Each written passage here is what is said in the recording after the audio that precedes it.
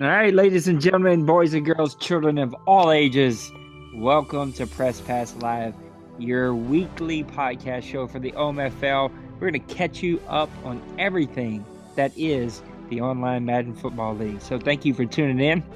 Let me welcome in my very distinguished guest, our buddy, the champion. We can say that for a little bit longer here, unless he repeats, but the champion, D. Wayne. Welcome to the show, buddy.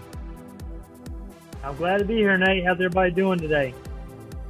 Man, it is good. It is a foggy, kind of weird, cool, hot day in New Orleans. So just one of those weird, ugly days that you just want to stay inside. So that's kind of my plan, especially since I had to work this morning. And even D. Wayne's dedication. He's at work, and yet, folks, he's made time to be here on the show. So we're not going to waste your time. We're going to hop right into it. Let me catch you up on some scores. A lot has happened.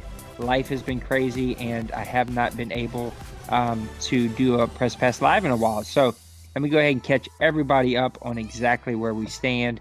Oh, I thought this was going to update. My bad. Hold on one quick second. We'll get this updated. This did not work out the way I had planned for it to work out. All right, here we go. Let's catch you up. We're going to start at week 9. We're already in week 14, so the season is quickly coming to a close. I want to catch you up on some scores, though. In week number 9, the Browns fell to the Ravens 20-23. A good close game there. The Colts fell to the Jaguars 34-6.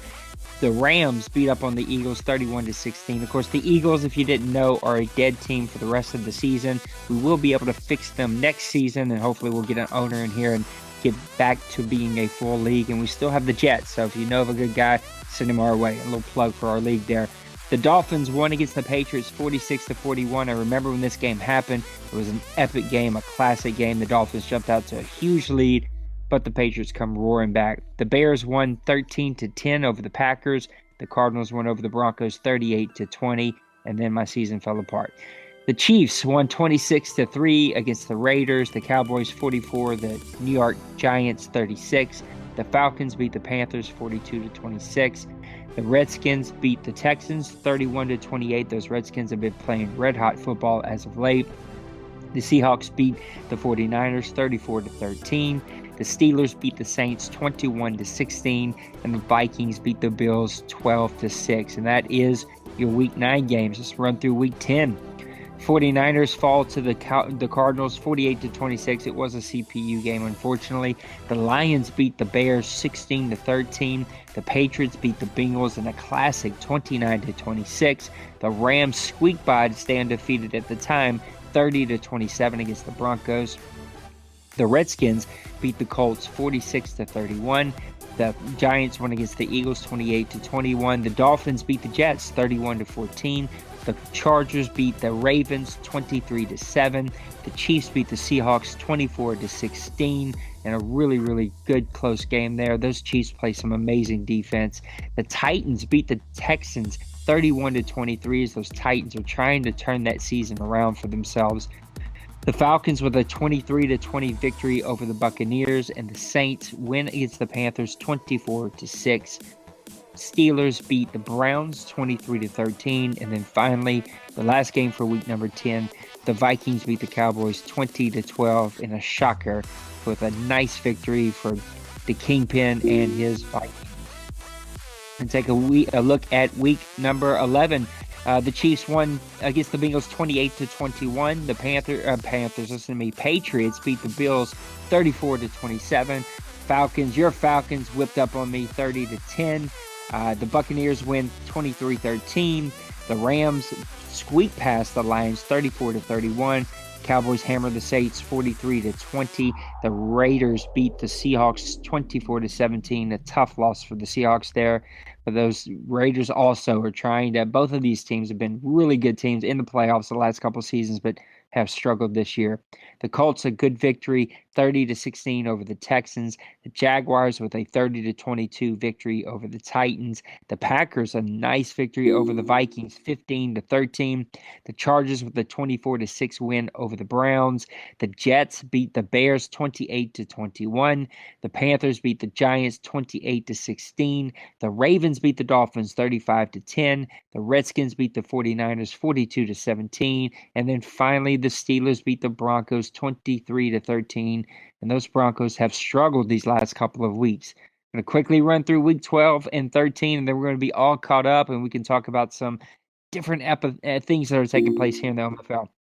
The Broncos beat the 49ers 26-14. The Packers squeaked by the Dolphins 15-16. The Colts beat the Eagles 31-24. The Redskins a nice victory over the Panthers 38-23. The Buccaneers won up the Saints 29-14. The Rams squeaked past the Seahawks 19-14. The Seahawks have played much better the last few weeks here. The Bears beat the Vikings 48-10. That's a game I didn't see coming. The Bills with a 45-20 victory over the Lions. The Browns a nice victory over those Bengals 16-13. The Chargers with a 24-16 victory over the Texans. Those Chiefs whipped up on me 13-3 over the Cardinals. The Giants with a 24-19 victory over your Falcons. The Jaguars with a 38-10 victory over the Cowboys. The Patriots with a 45-14 victory over the Jets.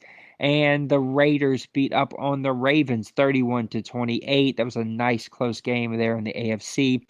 And then finally the Titans, again, turning things around after a slow start, 31-13 over Jordan and his Steelers. And there it is. We finally caught you up with all of the games here in the OMFL. Now let's talk some football. Let's talk about what is going on here and the different areas that we kind of want to cover. And we're going to start that off with a team that really has been building up the last couple of seasons here and really has turned things completely around this season. And that's Ziploc and his Chiefs. And so my question that I pose to you is, do you buy that this team is real? They sit at 12-1. They're one of the top defenses in the league, 86 overall. This is a team that has really put it all together. So that's my question for you, Wayne. Do you buy the Chiefs as a top team here in the OMFL?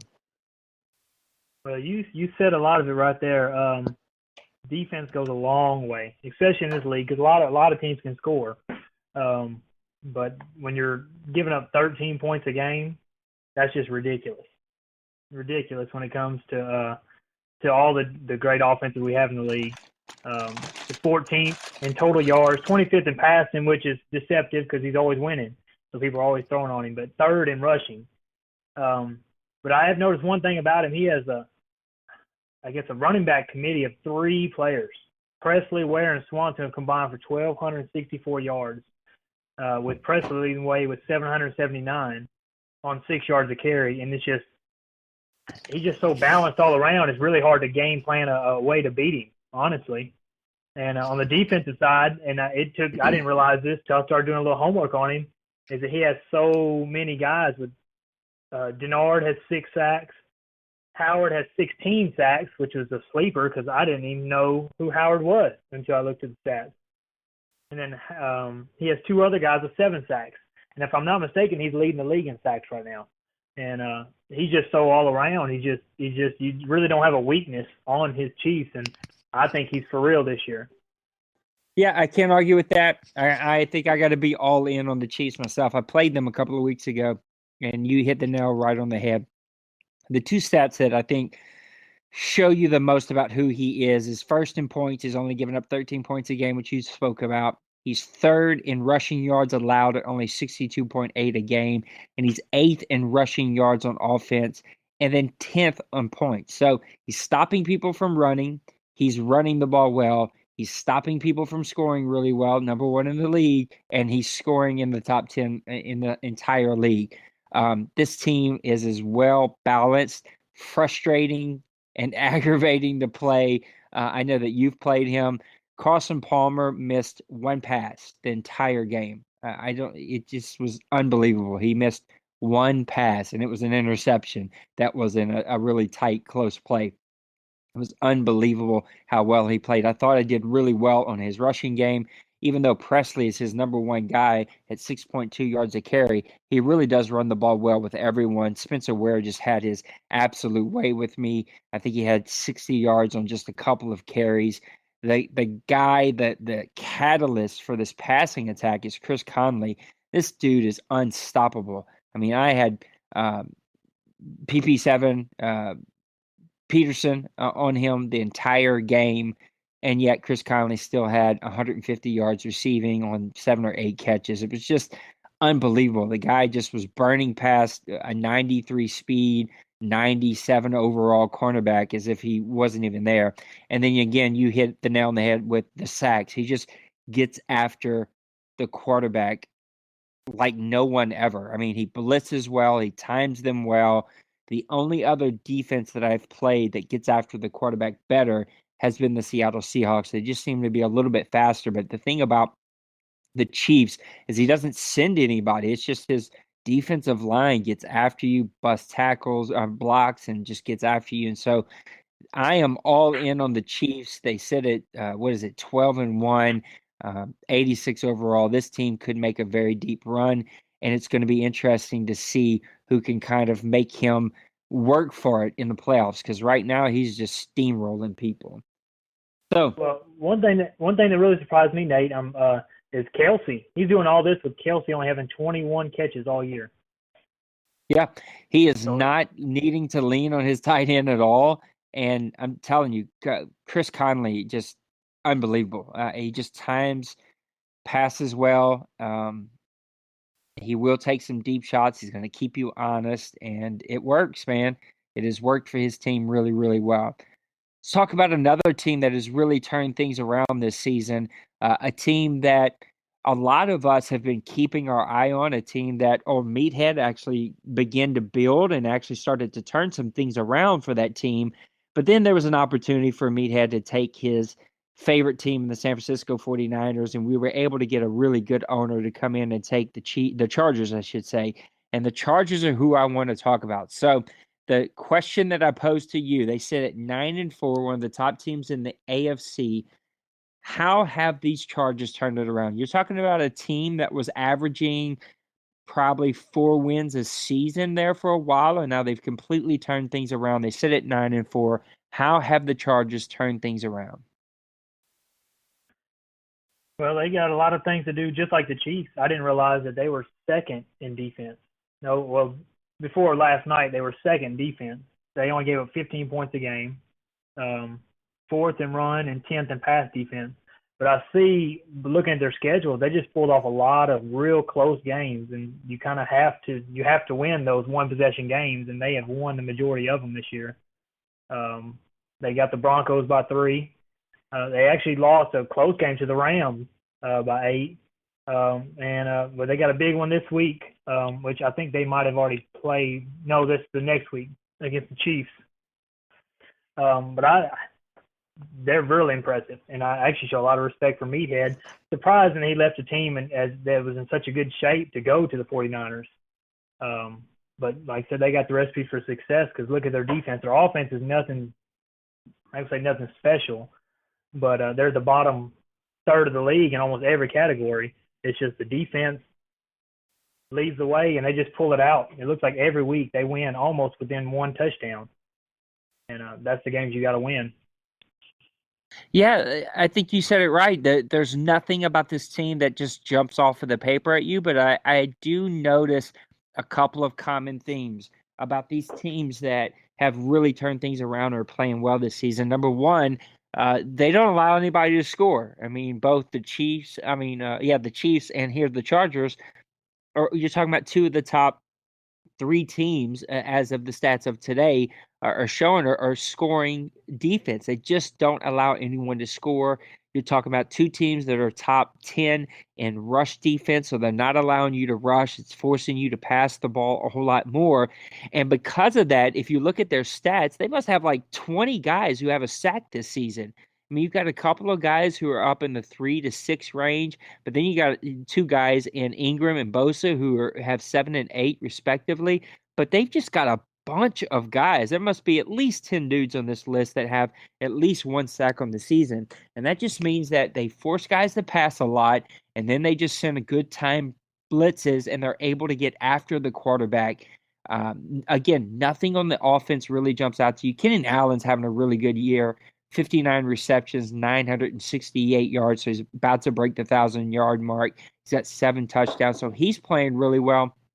Neither one of the rushers are blowing you away. I mean, Dent is averaging 4.7 yards a carry, but he's only got 418 yards, only on 89 carries. So there is like a two-headed monster there. Philip Rivers and Trevor Siemian. This is probably another little theme. Combined, these guys have 19 touchdowns and 11 interceptions. So you'll see with both the Chiefs and the Chargers, both of those guys keep their interceptions pretty low, play really good defense, and keep you out of the end zone. That's going to win you ball games, keep things close. Just like you said, it'll keep things close and get you to come away with a couple of big victories. The Chargers will be an interesting team. They'll be a fun team to watch. And once this owner gets an entire offseason under his belt, gets an opportunity to maybe tweak some things to fit him just a little bit better, this may be one of those top teams in the AFC that we're going to have to watch for a very long time. Then you got. I don't know why I just realized that they're 9-4, but they're third in their own division. You got the Chiefs and the Broncos in front of them. Yeah, that AFC West is crazy. It's crazy. I mean, they'll be a very good team that doesn't make the playoffs from that division. Speaking of divisions and the AFC, we're kind of AFC heavy this show. We'll have to correct that on the next one. But let's talk about the AFC North. It's just been, again, we were talking about the AFC West. You're talking about a division full of top dogs in the AFC. Just a division, you got the Chiefs at 12-1, the Broncos at 9-4, the Chargers at 9-4. The Raiders are a very good team. They've just struggled this season. If you look at the AFC North, you're going to look from top to bottom, a race that's within 2 games from last place to first place, and really a division that's made up of guys that don't seem to want to win this thing. And so here is what I'd like to talk about for just a second. I'll start this one off. Let's talk about the AFC North. And actually, I'm going to let you start this one off. Will the Cleveland Browns win this division by default? That's a tough one. I don't think so. I would like to see Outlaw. I like Outlaw, and I would like to see him. I think he could win the division, but I also look at his next 4 games. 62% winning percentage. You got the Chiefs, the Bucks, the Broncos, and the Panthers, who are always better than what their record says. I just don't think he can make it through that little gauntlet of games unless everybody in the division just loses all their games too, and like I said, just gets it given to him.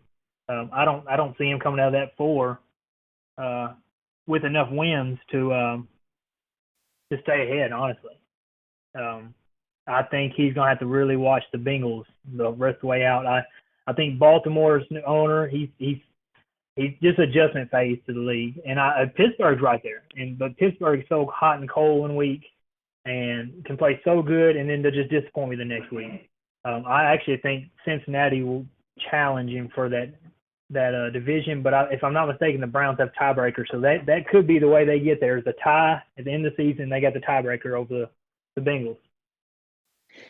I think you hit the head right, the nail right on the head, I should say. All of these teams, from top to bottom, from the Browns to the Steelers, the Ravens, the Bengals, all of these teams are hot and cold. I guess I can't buy into any of them. I can't put my finger on this whole entire division. I mean, your number one guy has a losing record at 6-7. Literally, the number one team in the division has a point difference of minus 52 points. There's no team in this division that has a positive point difference in their entire season. That is just not good. You can't win football if you can't score more points. You got to score more points, Captain Obvious. What? I mean, look, Hude was supposed to be on the show today, and we all know, of course, we're praying for you, buddy. He's got his health issues, and he had a fusion last night, and so that's probably why he's not with us right now. He's probably just down for a couple of days, and he'll feel better after this, though.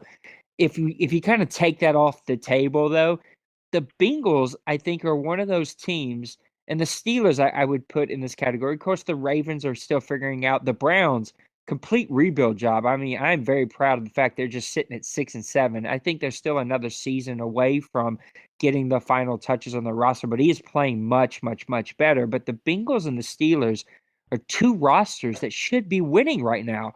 Why are these two teams not winning? That's a good question.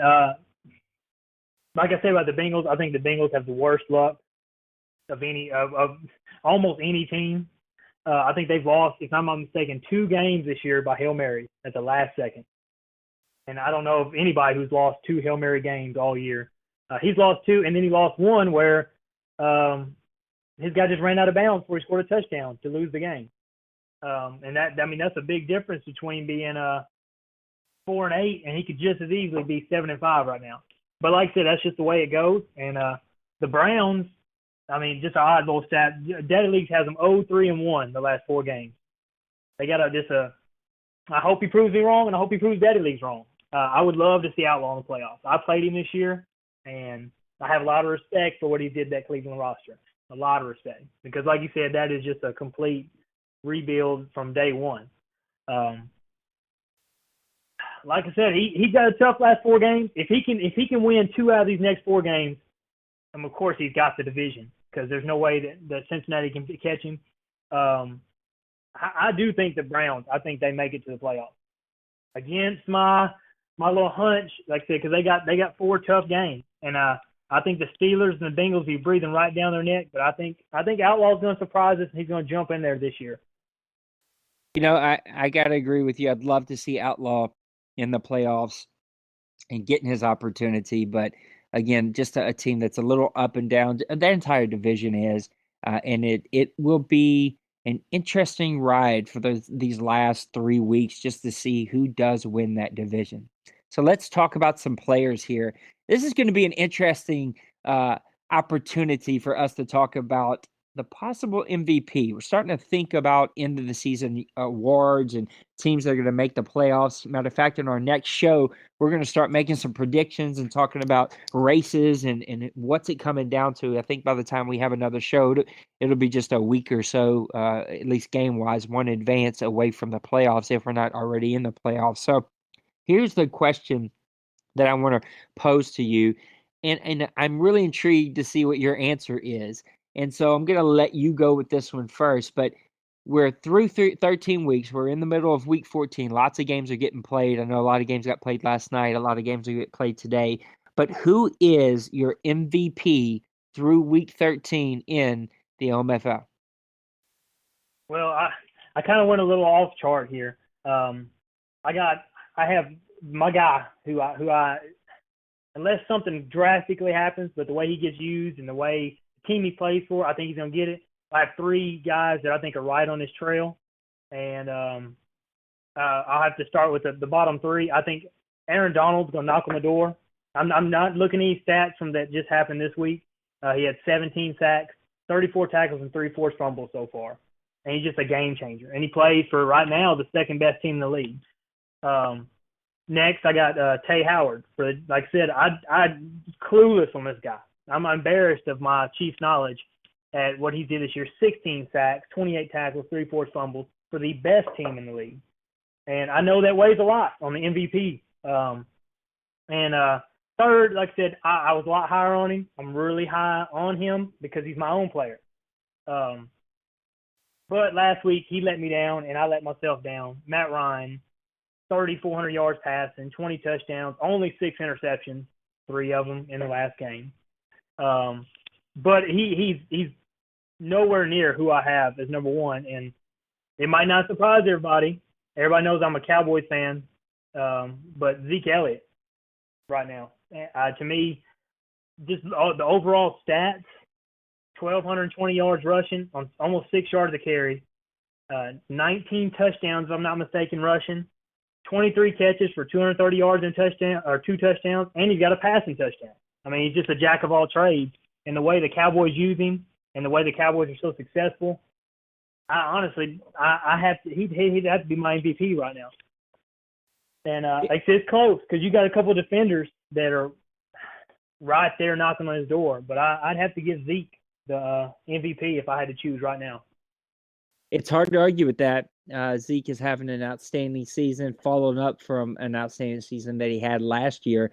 Um, I think Matt Ryan, Ezekiel Elliott, even DeMarcus Good, who we've spoken about before in the last couple of podcasts. You go back and listen to that as we kind of really break down what Good's all about. I know that you got to give it to him. The Packers came away with a huge victory this last week. They're staying in that playoff ride. I had to stay away from Good. Here's why I stayed away from all of these guys. That's kind of the sexy pick, just to go to the offense. These are guys that put up the points, they get all the attention. The quarterbacks get all the love, and so Matt Ryan has been a hell of a player in this season. You cannot blink an eye at 20 touchdowns, 6 interceptions. I played against DeMarcus Good. I actually did a really good job of shutting him down, but that guy is a workhorse. He will just take carry after carry after carry, just keep hammering you. But I got to look at the defense when I think MVP. Now, I know that this is not an easy pick. It is hard to pick a defensive player to be the MVP. They got to really shine. But you mentioned him. I got to go with Aaron Donald as my number one guy. This dude is just playing amazing football. Now, this is updated from, I guess, his game that he played last night. 38 tackles, 19 sacks. So he's tacked on 2 more sacks since you've seen his stats. 3 forced fumbles. This guy is just playing amazing, amazing football right now. I mean, he's already way over the sacks he had last year, and he only had 14 sacks. He's already way over his tackles from last year and already 1 more forced fumble from last year. This dude takes over games at the defensive tackle position. Now, I think the Rams even move him to defensive end from time to time. You'll see him move around just a little bit, but this dude just has his way with offensive linemen. He busts through to get to the run. He shuts down outside tosses, stretch plays. You can't run inside on him. If you try to man up on him for a one-on-one block, he's going to eat that dude alive. You got to put 2 dudes on him. You got to run away from him. You got to leave a running back in to block. I mean, there's so much that you have to do. When you play the Rams, you have to game plan. You have to think about Aaron Donald, and he is my MVP. He's sitting at 19 sacks. We've got 3 games to go. I think that you and I, or maybe it was Huday, but we spoke about on one of the last Press Pass Lives, I think the 2 episodes ago, maybe like 47, 48, or 49, one of those. We spoke about, can Aaron Donald break the sack record? I think it's sitting at like 25 or somewhere in there. He has a real opportunity to do this. He keeps racking up sacks. He's still got to play me. I think he gets 3 sacks every single time we play. This guy plays amazing football. I know it's not a sexy pick, all right? I know it's hard to pick a defensive player, but I got to go Aaron Donald. He's my number one guy. I think he's going to take it. Yeah, I can't argue with that at all. Donald's just been a monster. And like I said, last year his stats didn't show up as much as they have this year, and he was dominant last year. But this year it's like everything. If you watch any game film, any tape on the Rams, that guy's in the backfield before the quarterback can turn around. But I will tell you, I do have one sleeper pick, and I know you're pretty modest, Nate.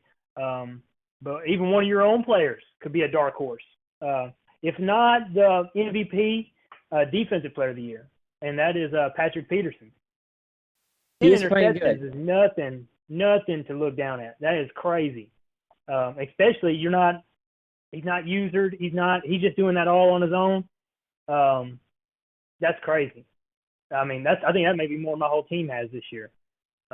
Yeah, he's playing really exceptionally good football for me right now. Came away with a big interception this past game against the Seahawks, and I needed that because it was a really tight, close game. A lot of my games this year have been tight. So, yeah, I mean, it's going to be tough because Aaron Donald, that team plays way more consistent than me, but it'll be a fun ride to see how this comes down. We'll spend one of these last Press Pass Lives, maybe during the playoffs, to talk about just completely awards and players that have stuck out to us. So before we kind of transition, we're going to try a new segment here these next couple of shows where we talk about outside the league. We're going to look outside the league and talk about real life sports. This week we have an interesting topic, but before we transition to that segment, we're sitting in week 14. We've got a handful of games that have already been played. Here's what we got left I want you to tell me what you're looking forward to the most. We got the Bengals visiting the Raiders. We got the Bills hitting the road to visit the Dolphins in a huge matchup. Both of those are going to be big, big games. The Browns are going to go visit the Chiefs. The Buccaneers are going to see the Vikings. That's going to be a good game, a close game. The Colts need a win against the Giants this week. The Cowboys are going to get their victory over the Eagles, of course. The Patriots should beat the Jets.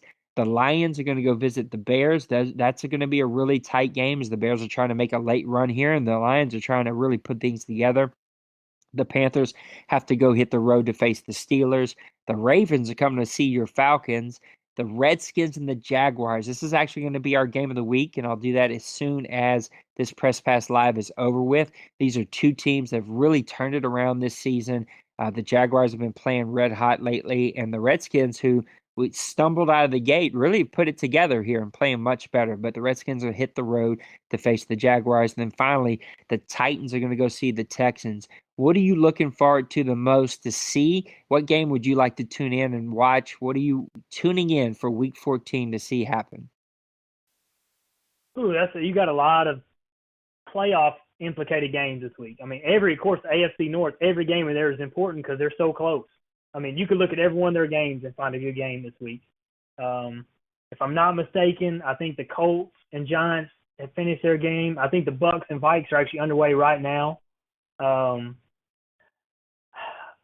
I ain't lied to you. The one I want to see this week, and it might not be the most playoff implicated one except for one side, and that's the Browns versus the Chiefs. They might. I don't think they've played yet. Outlaw has everything to play for, and the Chiefs do too. But the Chiefs are so locked in. But and Outlaw is so underrated when I say that, as in his team is defensively. He's ranked 8th in the league. Everything he's got except for rush defense is top 10. Now his offense is not near as good, but I think you might see Outlaw make that into a really, really good game. And because Outlaw, like I said, Outlaw is playing for his playoff life. That would be my game of the week. I mean, when I say game of the week, it's in the game I'm most intrigued to watch. Because I played Outlaw, and Outlaw is a heck of a player, especially turning that team around. And I've watched the Chiefs the last couple of weeks. They've really, and ever since they've just been shutting everybody down. I'm just glad I don't have to play them this season. But that's the game I want to watch. I want to see the Browns versus Chiefs. I want to see the Browns come out and play like they're in the playoffs. This is a playoff game for the Browns because they need to win it. And if they win it, they're one step closer to getting that division title. I walk such a weird line on this show because sometimes I just want to say how I feel and just like, let's really have a good show where we just kind of talk and be honest and real. But then I realize I'm the commissioner, and then people get maybe a little too sensitive about what I say, like maybe because it's not like that, all right? I'm not that kind of guy. I could care less. So let me put this disclaimer. I love Outlaw. He's a great guy, super active. He's all about our league, super just like he's got our back, and I hope he's here forever and ever and ever and ever until we all become old men and just can't play this game anymore. But you are absolutely crazy, Dwayne, if you think that the Browns are going to make this a tight, close game. The Browns will have to play their Super Bowl to make this a tight game. And that's not a shot at the Browns and Outlaw. This is not because he has turned things around. I mean, he took over a completely drained, terrible roster, and he worked it, dude. He worked it. He used some guys that used to be here that I wish were still here, to be honest. He used them to help him to make some good personnel moves. He worked on his game. This guy is playing much, much better. But if you look at that roster and look at what he has, he's still another season away from really being one of those upper echelon teams like the Chiefs have this season. But me and you both have played the Chiefs. You have also played the Browns. I have not. I've never played them, actually. The Chiefs are just that good. They really are the best team I think I've played. I mean, you and him both. I mean, you're both different. You're more an offensive guy. He's going to be more of a defensive guy. But those Chiefs, I just don't see the Browns having enough weapons to make the Chiefs pay for it. There's just not going to be any running game there. I know the Browns have struggled. That running back just doesn't fit their style. Gurley, who they got from the Rams, just doesn't fit their style. They're just having a hard time figuring out how to run with him. And really, he does have a great weapon at receiver. But man, those Chiefs just are loaded from top to bottom. If the Browns are going to make this a game, they're going to have to stick their number one cornerback, that top guy that they drafted. They're going to have to stick him on Conley or Cooley or whatever the hell his name is from the Chiefs, and just pray to God that they can shut down the run and get some interceptions and get some balls to be turned over. But I just don't see it on the road in Kansas City against a 12-1 team, number one defense. I just don't see it happening. The two games that I would like to see, the Bengals and the Raiders and the Bills and the Dolphins, outside the Bucks and the Vikings. I think that that's a good game. But like you said, that's going on right now. But the Bengals and Raiders has a lot riding on it. Of course, we're praying for Houday. We're not quite sure if he's physically going to be able to play this game. But then the Bills and the Dolphins. This is a huge game for the Dolphins. The Bills are a new guy, took over a Super Bowl winning team. Like that the Bills have been in the Super Bowl every year that we've been here for Madden 18, and yet the Dolphins need this victory. They've been that up and down team, that hot and cold. You hammer the Patriots, and then you come back the very next week and lay an egg. That can't happen here. You're at home. You need to win against a playoff team of the Bills. This is a massive game, and a game that two games I'd be tuning in for. But if I had to pick one, I'm going the Bills and the Dolphins. So let's talk about outside the league. This is going to be our outside the league segment. Here's my question. Here's the thing I'm going to pose to you. We're open to this. Look, if you guys want to send in suggestions of the show segments, if you ever want to call in, I know that Dwayne and I have talked about doing a live hot seat. I've been itching to do a live hot seat. I'd love to do a live hot seat. We got to arrange it, and that can be hard with my schedule because I'm never quite 100% sure. I don't have a set time when I can do these shows. So if we can ever make that happen, though, we're going to make that happen. But if you have an idea for a segment, 5 minutes with a coach, hot seat, whatever, send them ideas to me. But here's my question. Outside the league, we're going to talk about the new Madden update. So I posted an article on Daddy Leagues. If you haven't read it, maybe take a second and go support me and give it a read. But it's talking about how Madden 18 will be moving to the Frostbite engine. So if you've ever played Call of Duty, that race car game, which Need for Speed, that's it. If you've ever played FIFA 17, I know Dwayne and Houday and a lot of Colin and Rob, a lot of the board members, we all play on a FIFA 17 league. If you've ever played any of those games, you've experienced the Frostbite engine. It really is the engine, the thing that drives the game, and it's opening up a whole lot of new things, such as animations and visuals, physics, more and more details, from sound to lighting to all kinds of stuff, and even the opportunity. If you've ever played FIFA 17, they have this really outstanding story mode. I've only dabbled in it because I don't really have a lot of time to play it. But if you're into that sort of thing, if you really like story modes, Frostbite Engine is going to allow Madden developers to create something like that. So I want to give you a few minutes. Talk about the Frostbite Engine. What are you looking forward to? What have you heard? What are you excited about? What do you kind of we'll have to see. Give me your thoughts. What do you think about the Frostbite Engine coming to Madden 18? I'm personally excited. I did quite a bit of stuff looking up last night, looking at different stuff, what people had to say about it. And like I said, I haven't played some of those games that you mentioned, but I have played, Call of Duties. The FIFA, I love the FIFA graphics. The FIFA graphics and gameplay is awesome. I would love to see some of that brought over to the Madden world. I think it'd be awesome. Like I said, some of the stuff I've seen last night on it is they're going to try to make some improvements to the player emotions. And I've seen in our chat some people talk about the weather. They want the weather gets changed up mid-game. That would be awesome. Madden's realistic as it is right now, but it can even get better with this. I did see some of the stuff I read. There are a lot of mixed reactions on it. But the most people are just so excited about it. And one of the things I did read last night is that the EA group, the EA team, has had a team on it for 2 years, getting ready to go for this Frostbite transfer. What I read last night, since Madden 16, they've actually been working towards Madden 18. I don't know that much. This could be the same article you read, Nate. but they've had a specific team working on it now for 2 years, and so I don't think there's going to be a lag or a letdown like a lot of things do when they go to a new engine. Um, I'm I'm really excited about it. Honestly, I think that it can just get better from here. Like I said, the FIFA. If you compare the FIFA and the Madden games, there's a lot of good with both of them. But FIFA to me is just there's such a realistic feel and a realistic look to the FIFA game. And if they brought that to the Madden one, it'd just be awesome. I mean, I don't know how else to say it. It would be awesome.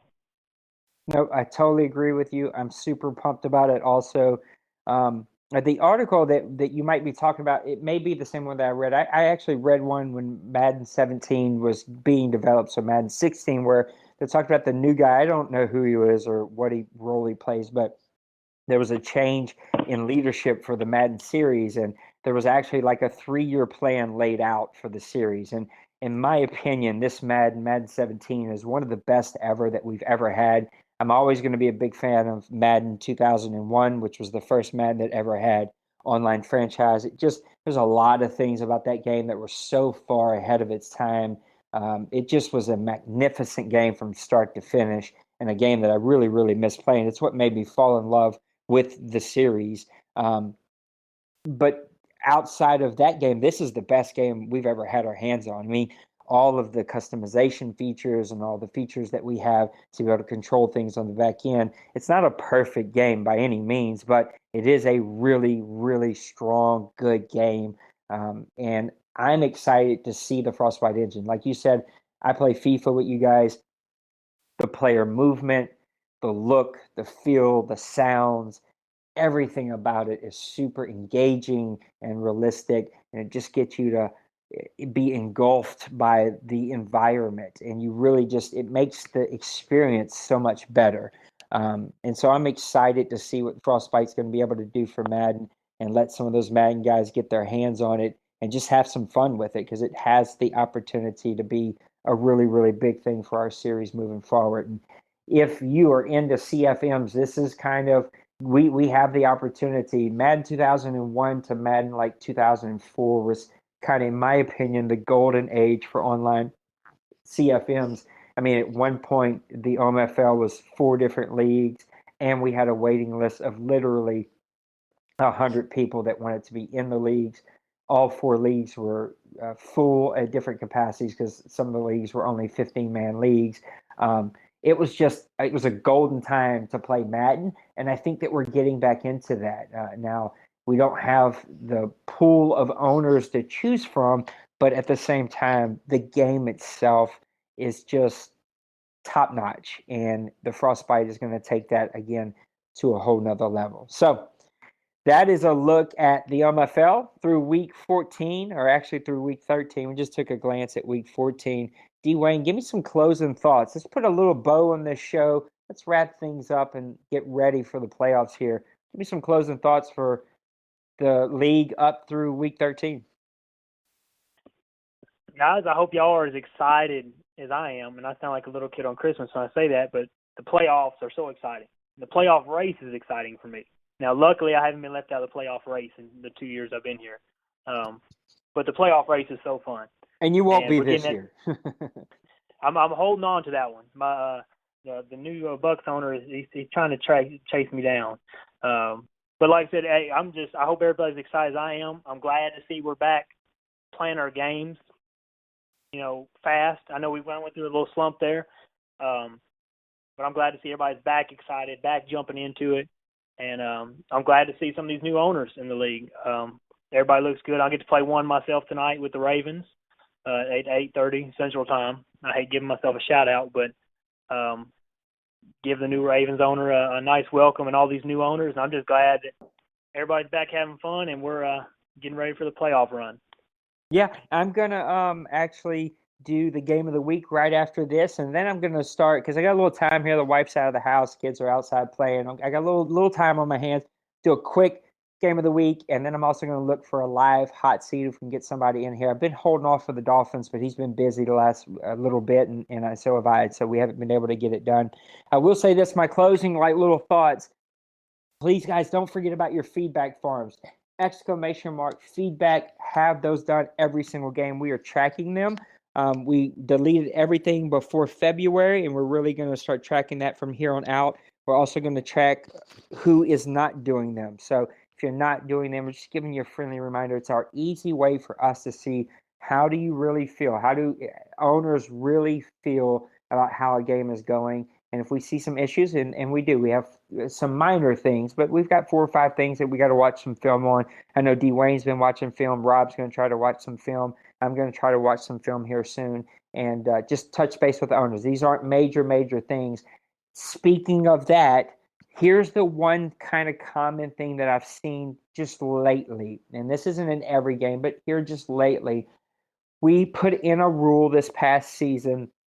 I say a rule, it's more of a guideline, just asking for owners to keep plays realistic, which means on offense, if I call a run to go through the right off of between the right tackle and the right guard, I shouldn't be at the handoff going outside the left tackle. Like, I should run the play where it goes, and if it's blown up, it's blown up. That does mean that you've got a couple of cutback lanes. So if I want to cut it back to the center, I can do that. Or if I want to cut it outside, I can do that. But trying to keep that realistic. And so if we have that same guideline for offense, the thing that we added this past offseason is we want that same guideline for defense. And so if we expect the offense to run the plays, don't sketch up your own play on offense and don't start running plays opposite of where it goes because it got blown up. Take your loss like a man, play the next play. It's going to be okay. There's another game coming.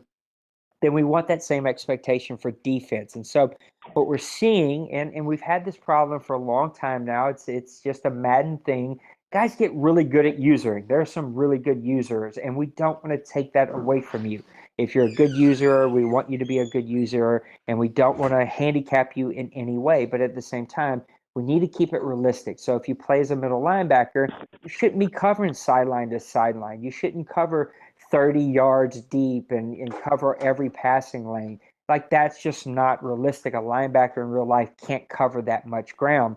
So, and we've tried to limit that with the speed differential that we have that kind of slows players down and averages out the speed a little bit better, but we still see a few guys who are covering massive amounts of field with their player or sketching up their own play on defense. So we're asking you on offense and defense, don't sketch up your own play. You can hear my kid in the background making a bunch of noise, but same thing on defense. Don't sketch up your own play and keep it realistic. If you know a play is coming, you know where the ball is going, you want to guess, and you're playing as a left outside linebacker, and you know the play's going to the right, you shouldn't be taking that linebacker and running all the way to the right of the field unless it's a run. But if you know like a pass is coming, like let's say you're the left outside linebacker and you think they're running a tight end post out on the right side and you want to cover that, then you need to go play as the right outside linebacker and cover it with the guy who's covering that area. If you know the play's going to the running back, then you should play as the guy who's covering the running back. We just want to keep it realistic. That's all. Doesn't mean that you can't cover another area or make another play. Just like with cutbacks, you're allowed to do that. But a majority of the time, you should cover the area you're supposed to cover with the player, whether it's a zone or a man, and you should not sketch up your own play. So that's my little feedback for everybody. We will be touching base with a couple of different owners on some game film issues that we've seen. But again, it's all done with love. If we had any major problems, trust me, we would have that discussion. You'd have an opportunity to work on those. We don't have major problems. These are minor things that we got to work on. And just like Dwayne said, good luck to you guys. Good luck. Get ready for the playoffs. They're coming. They're going to be a ton of fun. We'll get Houday to help us out again this year and do the Toilet Bowl again. Those are just a lot of fun. Gives non-playoff teams something to do and keep you busy. So lots of good stuff coming up. Week 14 is here. Get those games in. We will see you next week. For Dwayne, for all of the board. I had a little technical difficulty. See, this is not professional. So let's try that one more time now that we're back. For Dwayne, for all of the board here in the OMFL, thank you guys for tuning in and listening. We will see you next time on Press Pass Live. Deuces. Have a good one, guys.